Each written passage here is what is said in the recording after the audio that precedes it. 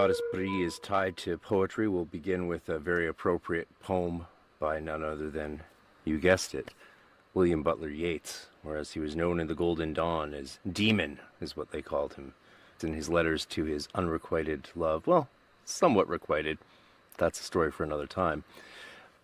Maud Gonne, she would write to him as Demon. They would use their first initial name of the motto, and his was Demon est Deus inversus, God is the inverse of the devil. It's not daemon, not the same Greek word or Latin word for spirit. He meant demon as in the devil, though he's a poet, so if there is a hidden entendre or 3 or 4 within that possible, you can bet he had it in mind. Let us begin to honor the goddess Brígid this week as we head towards Imbolg with a poem by our frater demon, the host of the air. O'Driscoll drove with a song, the wild duck and the drake, from the tall and the tufted reeds of the drear Hart Lake. And he saw how the reeds grew dark at the coming of night tide, and dreamed of the long dim hair of Brígid, his bride. He heard while he sang and dreamed a piper piping away, and never was piping so sad, and never was piping so gay. And he saw young men and young girls who danced on a level place, and Brígid his bride among them with a sad and a gay face. The dancers crowded about him, and many a sweet thing said, and a young man brought him red wine, and a young girl white bread. But Brígid drew him by the sleeve, away from the merry bands, to old men playing at cards, with a twinkling of ancient hands. The bread and the wine had a doom, for these were the host of the air. He sat and played in a dream of her long dim hair. He played with the merry old men, and thought not of evil chance, until one bore Brígid his bride away from the merry dance. He bore her away in his arms, the handsomest young man there, and his neck and his breast and his arms were drowned in her long dim hair. O'Driscoll scattered the cards, and out of his dream awoke. Old men and young girls were gone like a drifting smoke. But he heard high up in the air a piper piping away, and never was piping so sad, and never was piping so gay.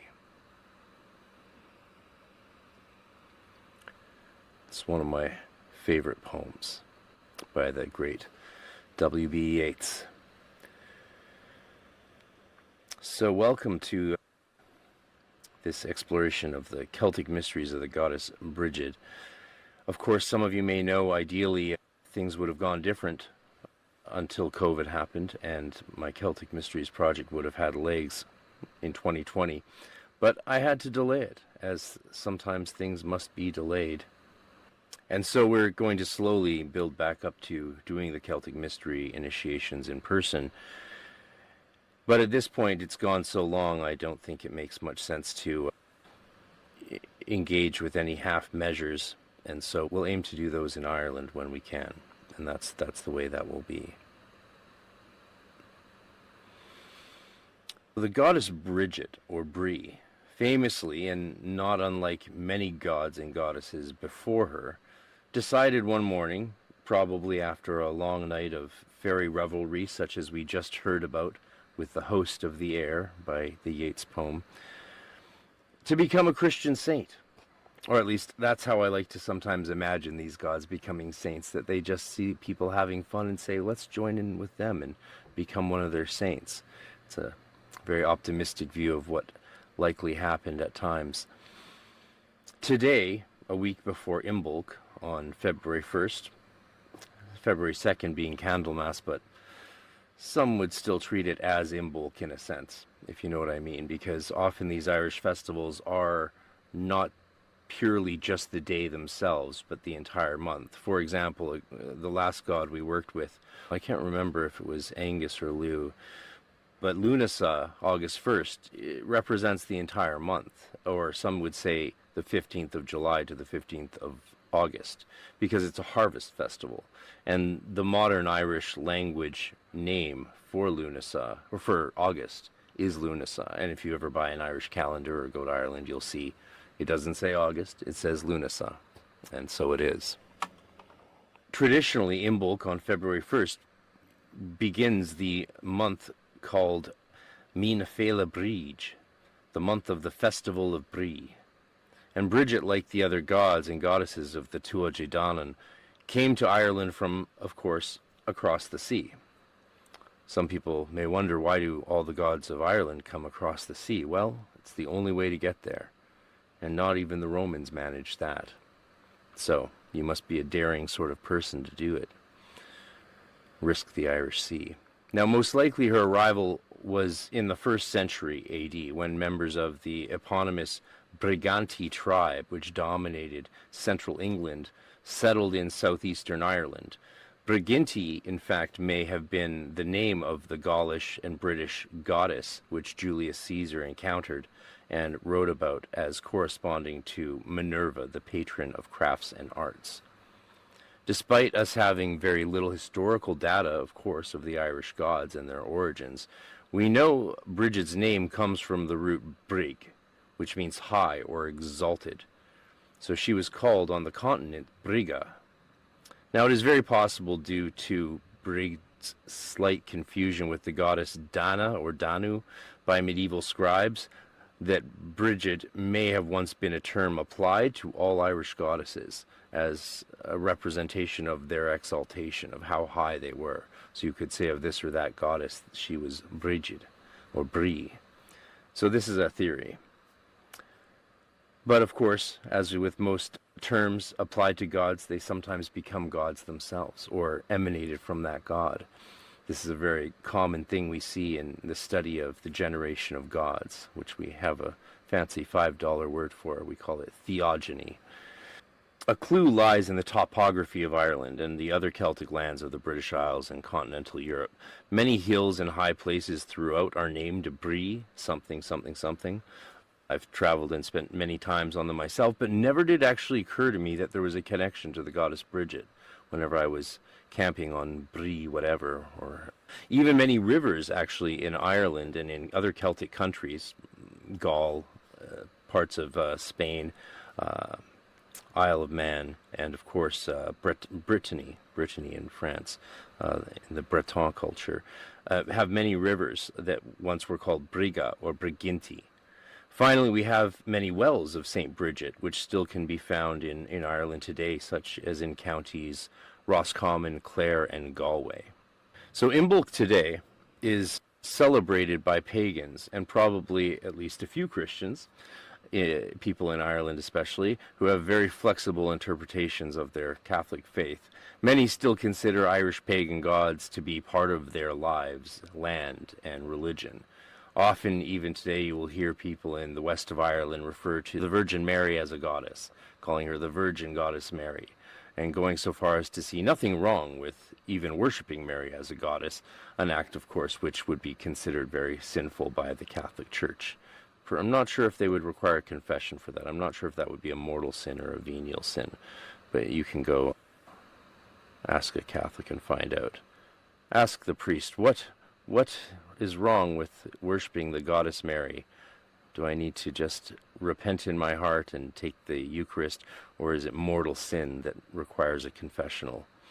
So while many pagans debate which of the spellings is more correct or authentic when it comes to the festival of Imbolg, and whether it's spelled with a G or a C, you might be pleased to learn that neither, in fact, is correct, which means, of course, that both spellings are equally correct in their wrongness or confusion over time.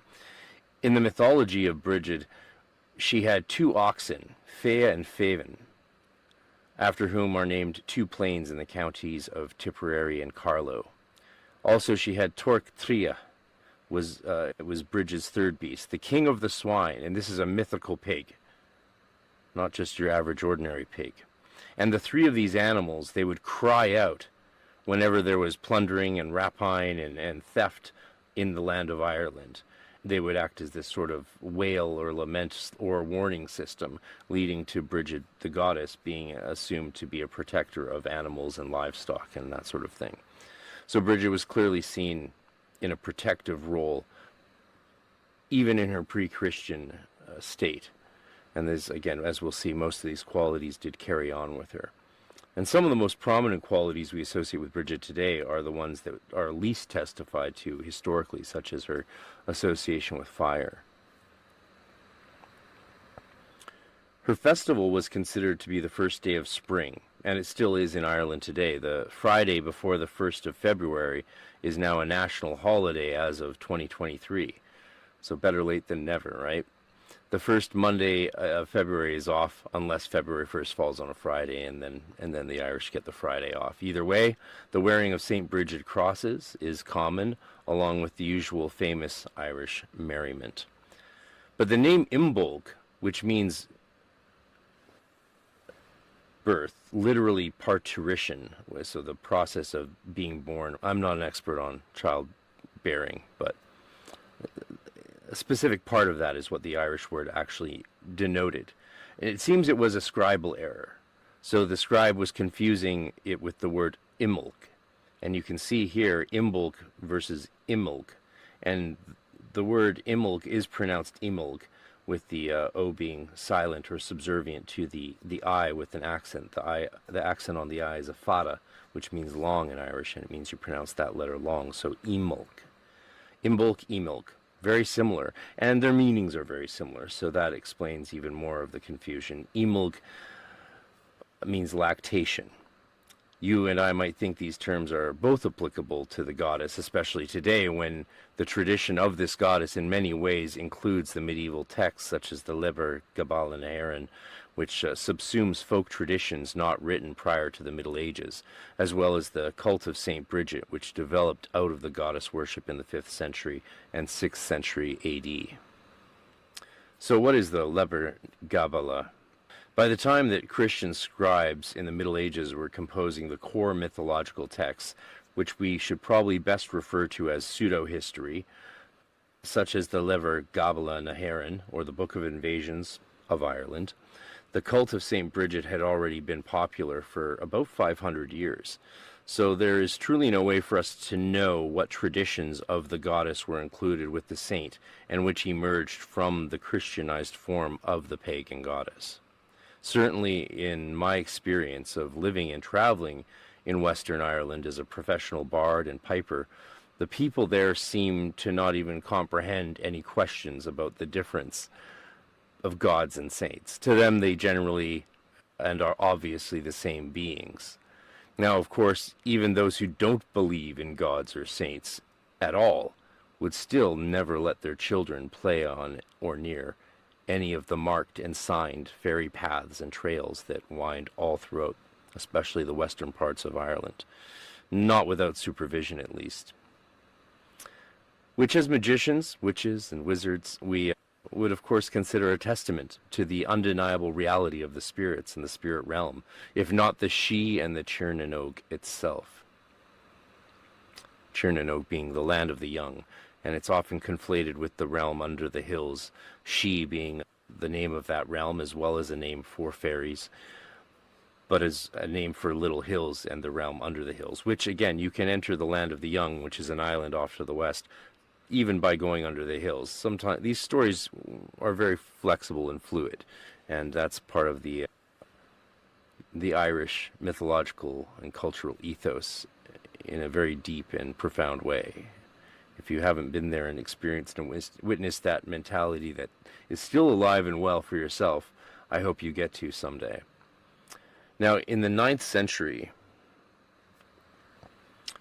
Cormac's glossary, or narrative, it's just a dictionary of terms that says that Brígid had two sisters also named Brígid, and that she was a daughter of Daigda, of the Daida, or Daya, depending on what time in space you're pronouncing it.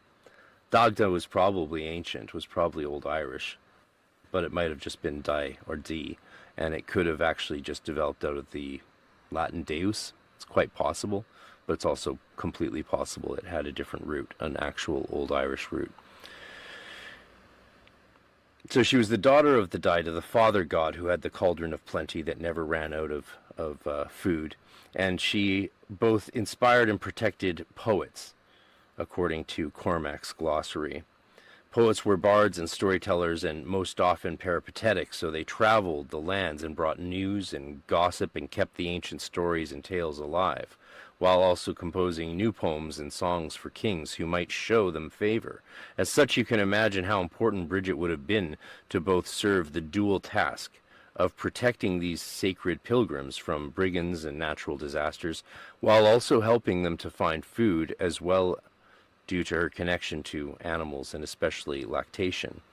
You know, if you're hungry on the road, chances are a prayer to Brígid and knocking on a farmer's door might get you a nice cup of milk and maybe something to eat.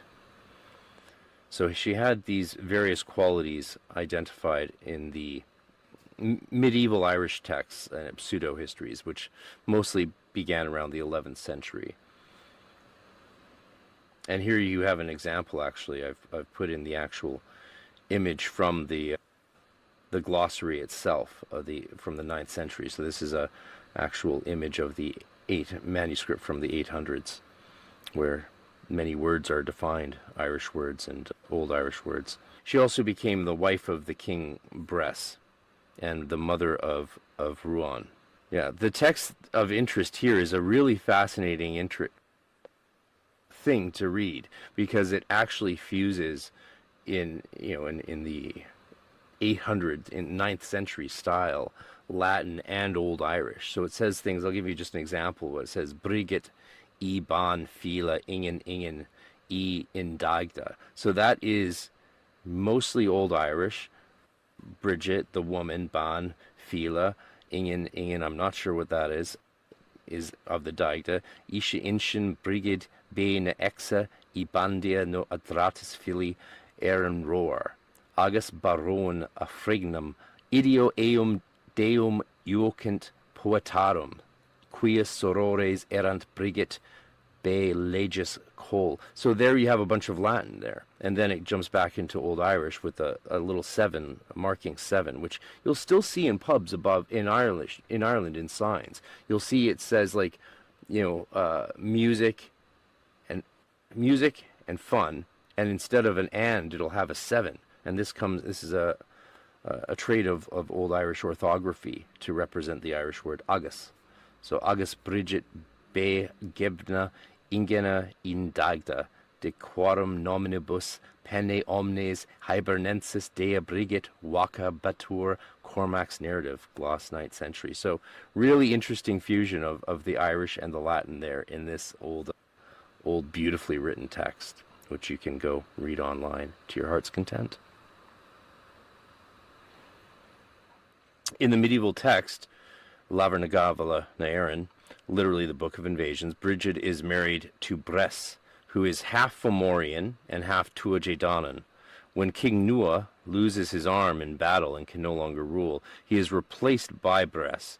Her son, by him, Ruan, is treacherously slain, causing Brí to become the first ever to lament the dead by wailing and shrieking.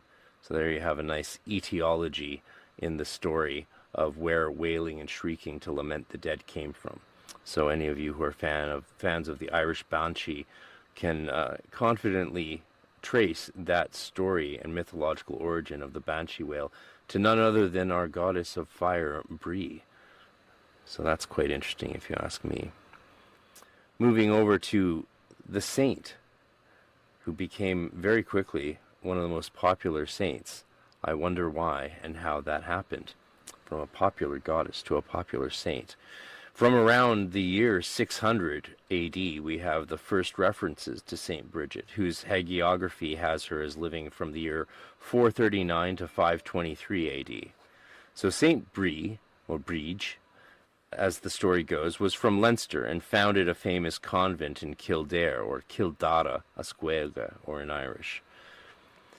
However, in 650, only 100 years after Saint Brí lived, the cleric Tomtenach wrote her hagiography for the Church of Kildare. They commissioned him to write the story of this saint's life, of course. What is notable in this story by this cleric is that there is really no actual information about the woman who had supposedly lived just 100 years earlier. And if that makes you somewhat suspicious, it should.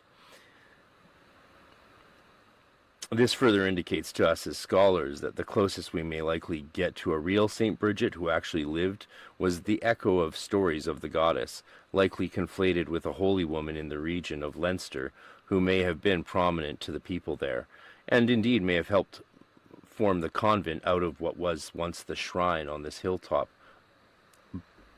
dedicated to the cult of the goddess Bridget. And so no records show a real person founding the convent. We know the peoples who were in that area, and that there was likely some holy woman who did start an actual convent, but again, no details remain of her 100 and something years later when the hagiography of St. Bridget was written.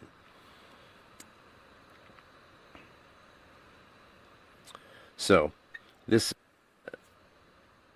clearly shows that this is a classic example of the goddess being borrowed or taken almost wholesale into Christian culture and theology, specifically, of course, Catholic, and then with miracles and a history written down, a hagiography, as we call it, histories of saints, written down to justify her canonization as a saint. And this is where it gets interesting, of course, because this is where we find more traces of the pre-Christian goddess. But before we look at that, one Christian scholar named Cogitosus, who documented all these miracles for her and many others, proposed February 1st was the date of St. Bridget's death. But of course, this is almost certainly not the case, given the significance of February 1st to the goddess as beginning of spring, and Imbolg, the lactation festival, I guess. St. Bridget maintained the pagan qualities of the goddess Brígid as patron of farm animals, crops, and fertility. Now, some scholars have considered that Bridget was the title of the head druidess of the shrine that was converted into a Christian convent, thus subsuming the cult of the goddess in the exact way most of us have learned that these religio-cultural changes usually occur. So we have here a prime example of that. Furthermore, when we look at the miracles of St. Bridget, we can clearly see the fusion of classic Christian miracles, or Christian miracles, with the traditional powers of the goddess of spring. So some of these miracles, as you can see on the slide, oh yeah, she's the Mary of the Irish. She was so popular, she is still to this day referred to often as the Mary of the Irish. So that tells you a lot right there. But the miracles, water into ale, straight out of the New Testament. Sight to the blind, again, out of the New Testament.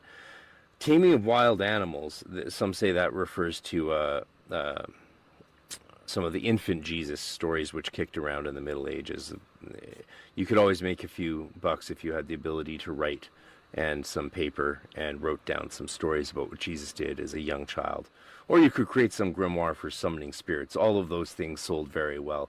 There was lots of ways you could make money if you were literate and had the luck to be able to afford some kinds of parchment or paper. Now, multiplying food and the control of weather. So these are her main miracles that got her canonization by the Catholic Church. Given the total usurpation of the Irish goddess by St. Bridget, we will never be able to be sure what magical practices were preserved from earlier pagan origin and which developed out of the Christian cult of the saint. The Church made Bridget famous far and wide, and along with her, certain superstitions and practices,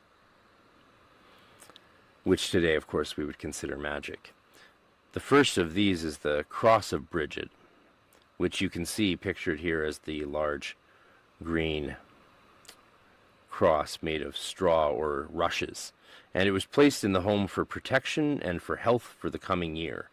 This is really the perfect talisman to consecrate on February 1st if you're doing any rituals to the goddess or saint. These were often made using straw or rushes to tie together small sticks, so I would recommend making one yourself if you were to do that. But they also sell some very beautiful jewelry versions of this that you can get by, so do what you wish. They were placed also where animals were kept to protect them in case you have a chicken coop or a barn. Now the mantle of Brígid, the Brat of Brígid, right there below the cross of Brígid. The mantle of Brígid is a cloth you put outside your home on the eve of the feast from sunset to sunrise. So sunset, January 31st, that's a special day to me, till sunrise on February 1st. And the idea is that Brígid will then touch and bless that cloth you've put outside of your home. If you live in an apartment, I don't know where you're going to put this. Maybe she can make it into your hallway. Maybe you could put it on your balcony and she could move up on the wind, fly up on the wind as a fairy, because she is a fairy, that is for sure. The mantle would then be touched and imbued with curative properties, and it was often placed in Ireland on the heads of animals for healing, or on the heads of animals to help them with lactation and not to be rejected by their mother even. Brígid's belt is a tradition only in Galway, apparently, and that's where I spent most of my time there, and I've never seen this, of course, but I'm sure it exists somewhere in some of the villages where they still do this, and a belt is woven of hay or rushes for people and animals to pass through for protection on that day. And there's many other stories that the Christian monks came up with to demonstrate the qualities of Brígid with taming animals. Like a king's clever fox isn't behaving right, and then it dies, and there's a threat, and so Brígid finds a wild fox which she blesses or ensorcels, however you look at it, to become tame and then go and perform for the king all the tricks the king's old fox did, but even better. And after the king is quelled, the fox then reverts to being a wild one and runs off into the wilderness. These stories are often quite endearing and even cute, I find. Some of the saints' stories, I think, have a lot of the goddess in them that otherwise you might not see at first glance. But when you look for it, you're like, okay, I could see how this is a tale of a god, of a pagan god that then has been fused into a Christian story.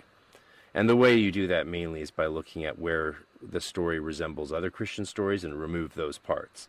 And what you have left is, at the very least, something more ethnically Celtic or Irish, certainly.